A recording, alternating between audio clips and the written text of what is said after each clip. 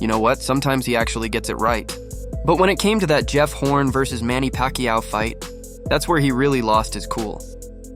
That's the one everyone remembers, right?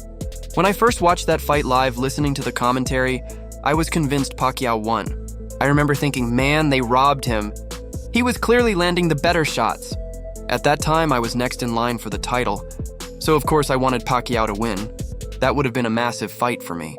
But then, when I watched the fight again later without all the noise, I noticed something completely different. The commentators weren't talking about all the punches Jeff Horn was actually landing. He was roughing Manny up the entire fight, pushing him around, leaning on him, making it dirty. Sure, some people said Horn fought too rough, maybe even headbutted a bit, but hey, that's boxing. It happens. Jeff Horn really bullied Pacquiao that night. He made it a physical, grinding fight. And when you compare that to Keith Thurman, who couldn't even do that at his peak, it shows you how tough that Horn fight really was. Then years later, Pacquiao at 40 years old beats Keith Thurman, a prime, dangerous puncher, and looks incredible doing it. That's greatness. That's why people call Pacquiao a living legend. You look back, 8 world titles in 8 different divisions. Nobody else has done that.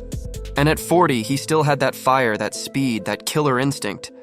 When he fought Thurman, it was like watching time rewind. Both guys had moments, but Manny's timing was on another level. Keith would start rounds fast, throwing combinations, looking sharp, and then right at the end, Pacquiao would turn it on. Quick flurries, in and out movement, and boom, he'd steal the round. Classic Pacquiao, and that first round knockdown, wow. He jumped in with the left, followed immediately by that sharp right hand. It came out of nowhere. The timing was perfect. That's Pacquiao's trademark, unpredictable angles, speed, and explosion. He's got such a unique rhythm too. That leaping attack, darting in and out from different angles, it's something you can't really prepare for. You don't see it coming until it's too late. If Pacquiao came at me like that, honestly, I'd just have to respect it. I'd tip my hat to him. The guy's a generational fighter. Now as for getting a fight with him, probably not happening. We were under the same promotional banner back in 2014, and I was supposed to fight him then.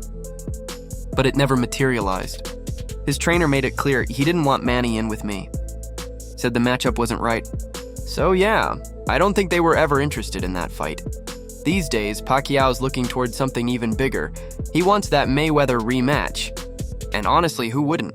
That fight would break records again. And let's be real, Floyd loves the money. That's his thing. And there's no bigger money fight than Pacquiao versus Mayweather 2. Some people say Floyd might be running low on cash, but come on. Both guys spend big. Pacquiao's just as generous, maybe even more. He takes care of his family, his community, his whole team. He's built to give back. What I've always admired about Manny is how humble he is. You can talk trash to him, insult him, and he'll still smile and shake your hand. But once he steps inside that ring, that switch flips. The smile disappears, and you're dealing with one of the most dangerous fighters in the world. Even Keith Thurman felt that. He tried to get in Manny's head before the fight, and Pacquiao just laughed it off, and then dropped him in the first round. That's who he is. Calm outside, a storm inside the ring. And here's something people don't even realize. Pacquiao's not just a boxer.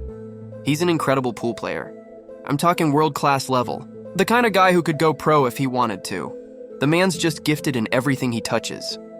When you look at his whole journey, from poverty to boxing superstardom to senator to legend, you can't help but respect it. Pacquiao's story isn't just about boxing. It's about perseverance, faith, and heart.